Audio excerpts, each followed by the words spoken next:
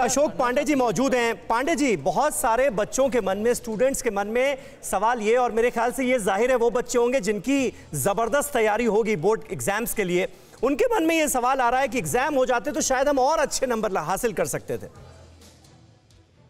तो देखिए, ये बच्चे हैं और ये स्वाभाविक भी है।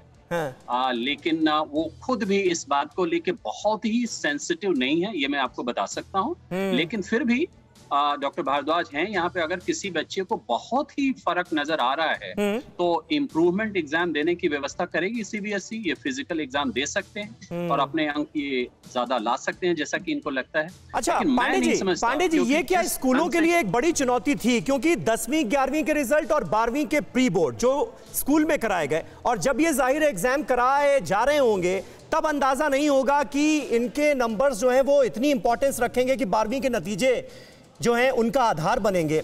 तो ये स्कूलों के लिए किस तरह से आप चुनौती देखते हैं इसमें, और क्या चुनौती आप लोगों के लिए रही?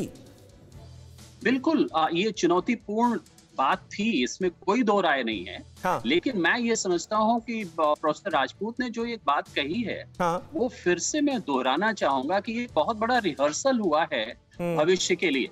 क्योंकि भविष्य की जो असेसमेंट प्रणाली बनने वाली है वो स्कूल बेस्ड बनने वाली है, कंटिन्यूअस बनने वाली है, टीचर ड्रिवन बनने वाली है।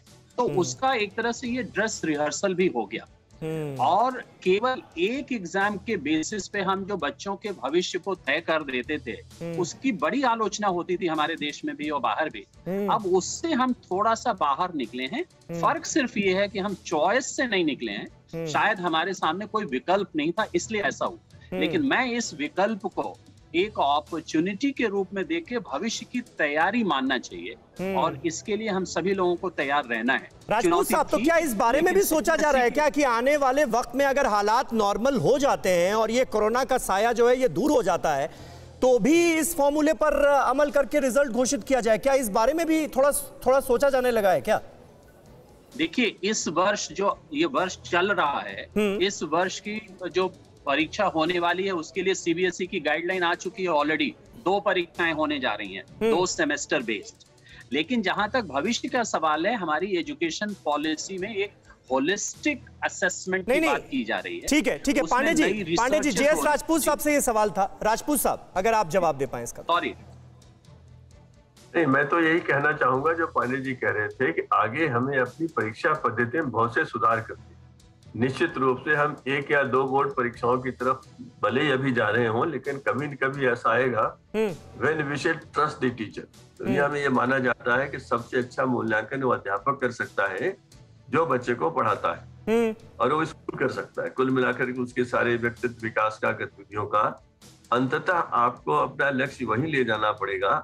यानी मैं कह सकता हूँ भारद्वाज जी के बैठे हुए भी कि ऐसी स्थिति बने जब बोर्ड की आवश्यकता परीक्षा लेने के लिए न रहे, बाकी चीजों के लिए रहे, अध्यापकों के प्रशिक्षण के लिए रहे, कार्यक्रम के लिए रहे, शोध के लिए रहे, सर्वेक्षण के लिए रहे।